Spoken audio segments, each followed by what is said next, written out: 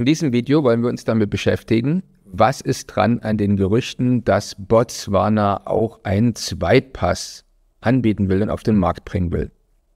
Ja, Breaking News könnte man sagen, ein weiteres Land, Land Nummer 4 in Afrika, steigt in das Citizenship by Investment Geschäft ein. Und wie gesagt, nicht irgendein Land, Botswana, das stabilste oder eines der stabilsten Länder in Afrika mit dem größten Diamantenvorkommen übrigens der Welt. Und man hört da immer wieder Gerüchte, $75.000, $95.000 für einen Pass, der immerhin Zugang zu einer ganzen Menge von Ländern bietet, inklusive Südafrika und Namibia. Und das ist sehr, sehr interessant. Für Deutsche ist es ja sehr schwierig geworden in letzter Zeit, in Namibia beispielsweise ein Dauervisum zu beantragen. Und der Pass von Botswana könnte hier ein Gamechanger sein, zumindest für diejenigen, die länger in Namibia wohnen wollen, weil man mit diesem Pass dann möglicherweise vereinfacht Zugang auch zum Dauervisa bekommen könnte. Wie gesagt, alle reden darüber, dass es bald diesen Pass geben soll. Niemand redet aber darüber, wie unsicher es eigentlich ist und wie hoch oder niedrig die Wahrscheinlichkeit überhaupt ist, dass es den Pass jemals eben dann auch geben wird. Kommen wir mal zurück generell zum Thema Pässe in Afrika. Für viele ist Afrika mittlerweile viel mehr als nur ein Plan B-Kontinent. Afrika wird, sagen viele, das neue Wirtschaftszentrum der Welt. Und wer das, wie gesagt, versteht und glaubt und dem traut, was hier einige Wirtschaftsweise oder Thinktanks prophezeien, der sichert sich jetzt bewusst einen Platz am Tisch der Gewinner, wie einige so sagen. Hier übrigens noch eine wichtige Information in eigener Sache. In wenigen Wochen findet ja unsere Zweitpass-Masterclass statt. Und dort zeige ich dir alle verfügbaren Programme im Detail und wie du den richtigen Pass für deine spezielle Situation findest. Unter dem eingeblendeten Link findest du den nächsten Termin und kannst gleich deinen Platz reservieren. So, jetzt in den nächsten Minuten aber sprechen wir mal über Botswana, generell auch über Afrika als Plan B-Kontinent.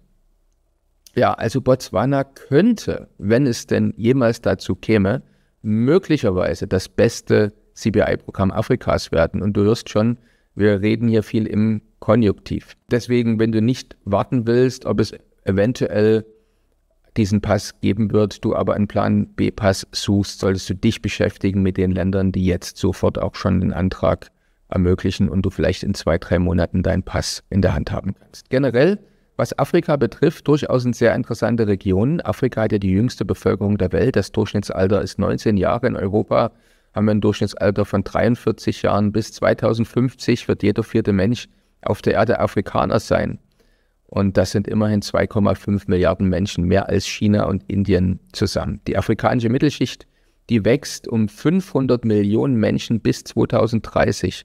Also dahinter verbirgt sich eben auch eine ganze Menge an Konsummarkt. 2,5 Billionen Dollar Kaufkraft wird da vorausgesagt. Und Afrika ist eigentlich, kann man auch sagen, die Rohstoff-Supermacht.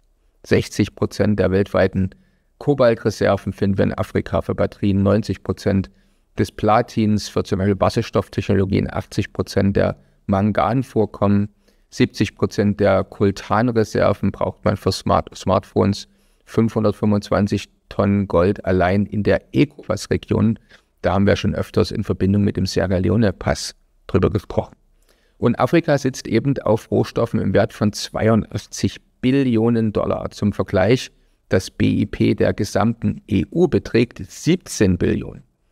Und da sehen wir schon, da ist also einiges an Potenzial in Afrika. Oder auch wenn wir sehen, was da im Prinzip technisch schon geht, die sogenannte Tech-Revolution in Afrika, beispielsweise in Kenia, da benutzen bereits 96% der Menschen Mobile Payment. Das ist viel mehr als in Deutschland. Oder Ruanda zum Beispiel hat eine bessere Internetabdeckung als Deutschland. Nigeria übrigens die größte Fintech-Szene Afrikas mit 8 von 9 Unicorns. Oder auch Mobile Money hat den Kontinent transformiert, also Banking ohne Banken. Da ist man viel, viel weiter als in den USA oder als in Europa beispielsweise. Und die BRICS übrigens in Afrika sind unglaublich gut investiert.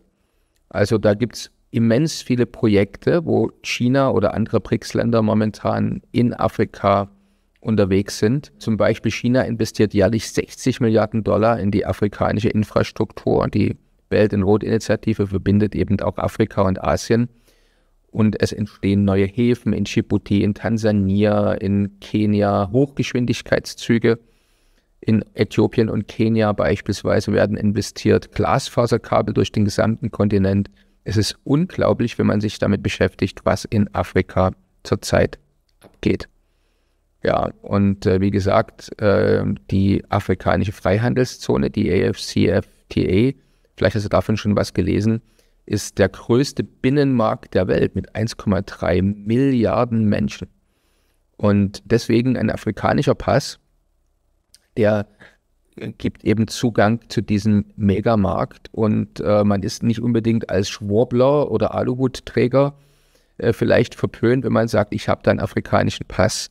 Wenn jemand versteht, was Afrika für Zukunftsperspektiven hat, dann kann das eben einen ganz anderen Hintergrund auch offerieren, sich mit einem afrikanischen Pass auszustatten. Kommen wir nochmal auf Botswana zu sprechen. Man sagt ja, Botswana könnte der Diamant unter den Ländern Afrikas sein. Warum ausgerechnet Botswana?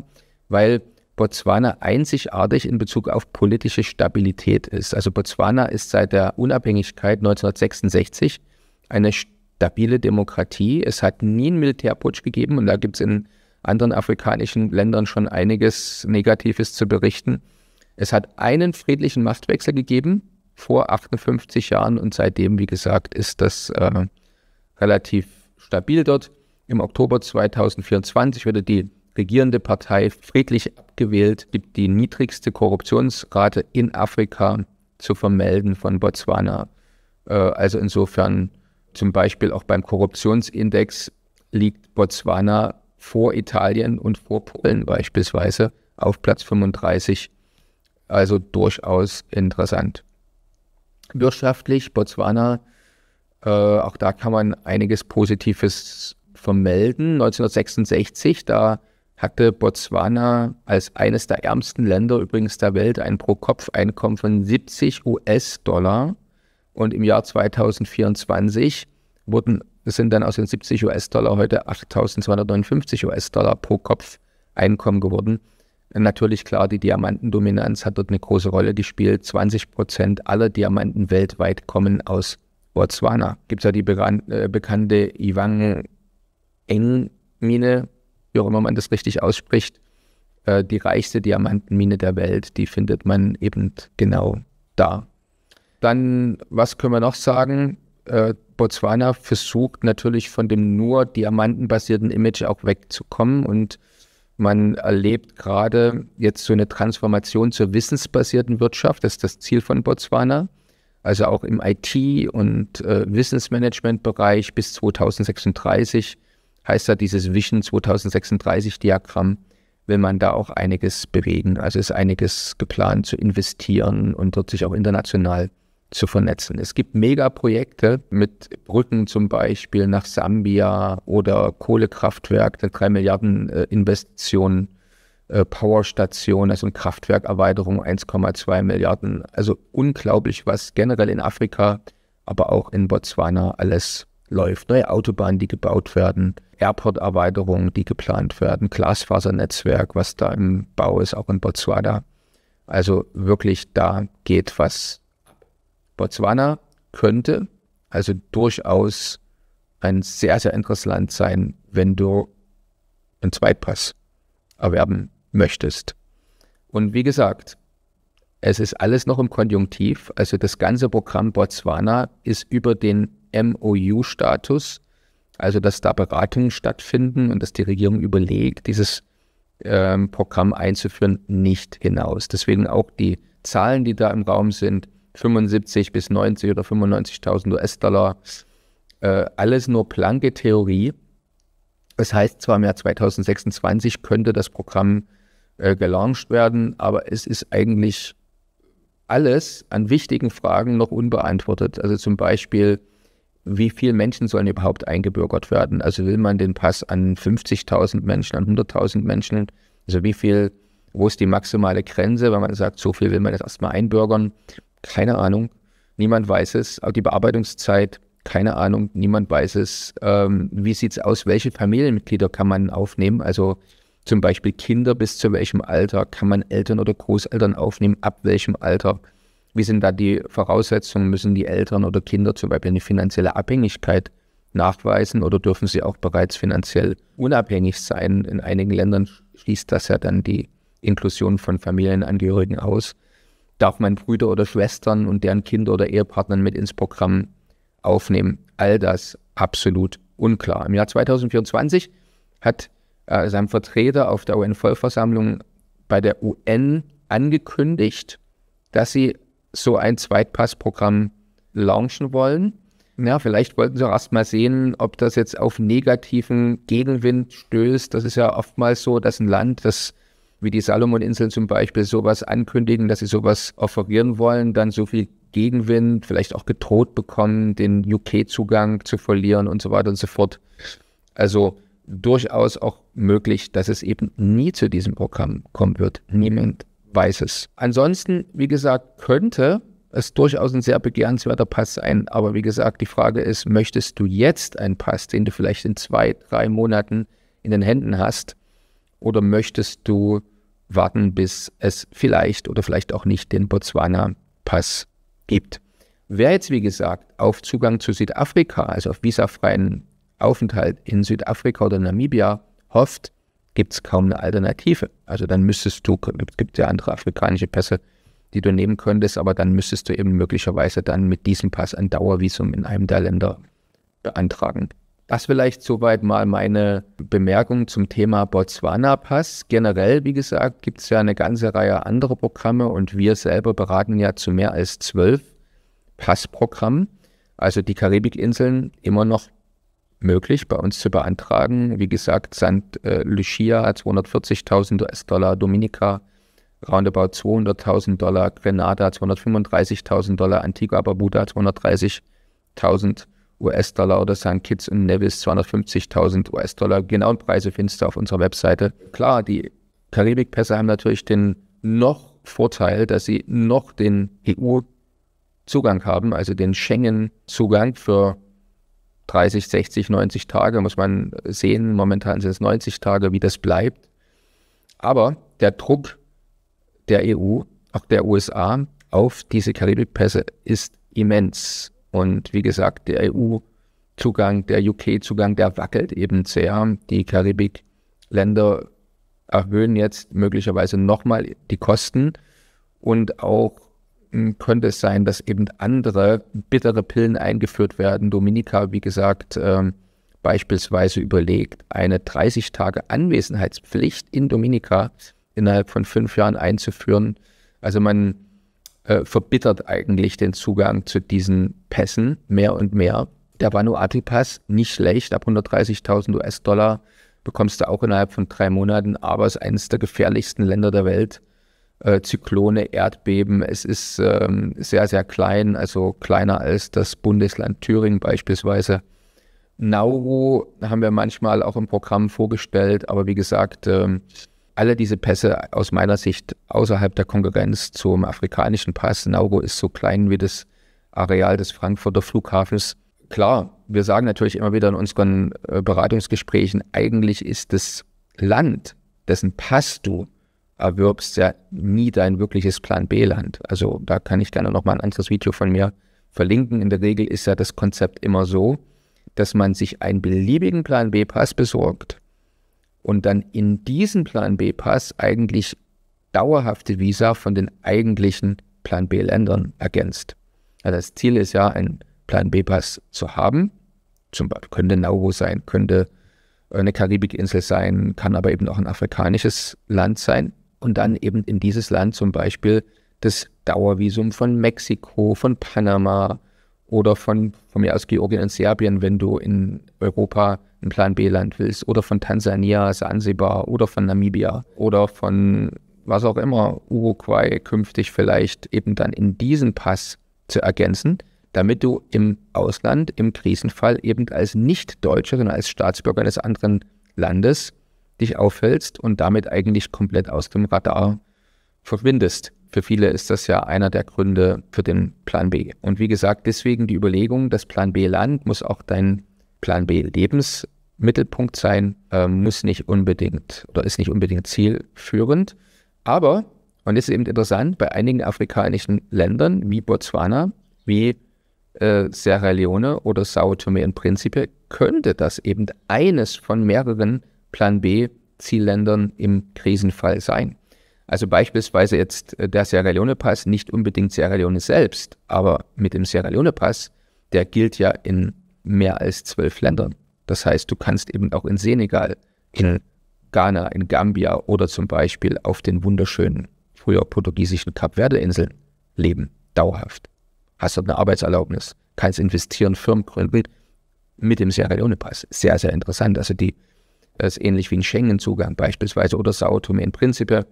Da könnte man also auch im Krisenfall durchaus eine Weile ganz erquicklich sich gestalten und dort leben. Und deswegen bietet also der afrikanische Pass für den Krisenfall, für den Ernstfall zusätzlich, dass du in den Pass ja noch Golden Visa von deinen anderen Traumländern ergänzt, eben gleich noch mit dem Pass selbst in interessanten, möglichen neuen oder temporären Lebensmittelpunkt. Also deswegen sehr, sehr interessant, diese Pässe. Übrigens, wenn wir das nochmal ganz kurz durchgehen, die häufigsten Pässe, die wir momentan schnell innerhalb von 2-3 Monaten dir in die Hand geben können, wäre eben Vanuatu.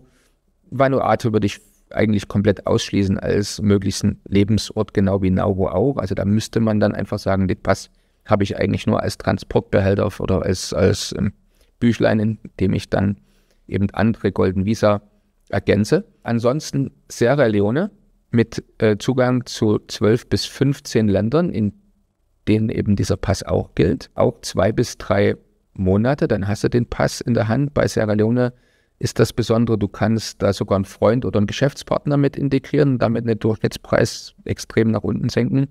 Du kannst zum Beispiel den Freund deiner Tochter oder die Freundin deines Sohnes mit integrieren.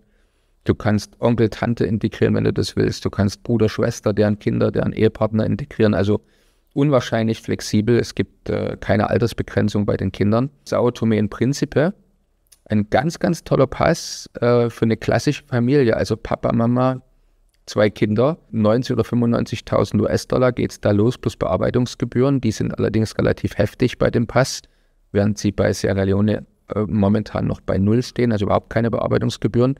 Sierra Leone Englisch als Amtssprache, Sao Tome und Principe Portugiesisch als Amtssprache, je nachdem, was du vielleicht da schon versprachen kannst, könnte das deine Entscheidung natürlich auch beeinflussen.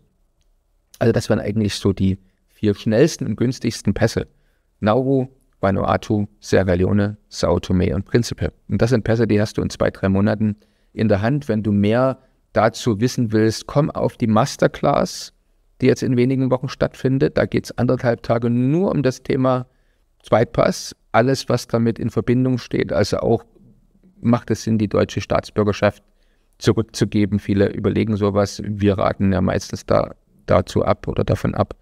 Aber einfach mal das alles durchzuspielen, wie würde das laufen, wenn man die deutsche Staatsbürgerschaft aufgeben will? Wie kann man sie wieder zurückbekommen?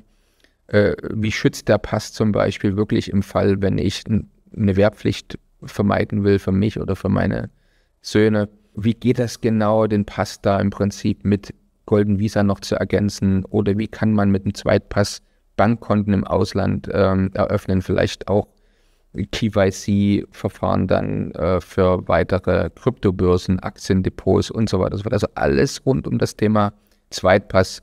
Darum geht es in der Masterclass, wenn dich das interessiert. Oder du buchst direkt jetzt ein Beratungsgespräch und dann können wir direkt über den am besten zu dir passenden Zweitpass sprechen. Ich würde mich freuen, dich entweder auf einem unserer Events, unserer Seminare zu treffen, sei es auf der Masterclass, Zweitpässe, sei es auf unserem Taschenmesserseminar in Zürich oder im Beratungsgespräch.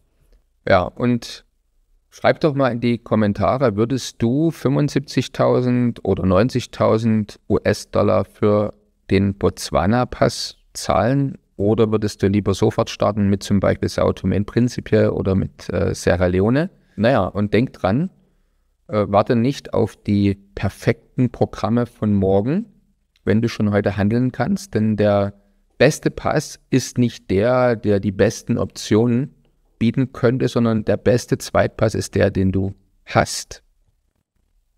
Insofern, bis bald. Macht es dir Sorgen, dass deine Reisefreiheit im Spannungs- oder Krisenfall plötzlich wieder eingeschränkt wird? Fragst du dich, ob du oder deine Kinder in einem Land bleiben, wenn eine Wehrpflicht eingeführt wird oder man sich in einen Krieg hineinziehen lässt und du dann im Ernstfall mit deiner Familie feststeckst? Willst du nicht von einer einzigen digitalen ID abhängig sein, die deine finanzielle Freiheit einschränkt?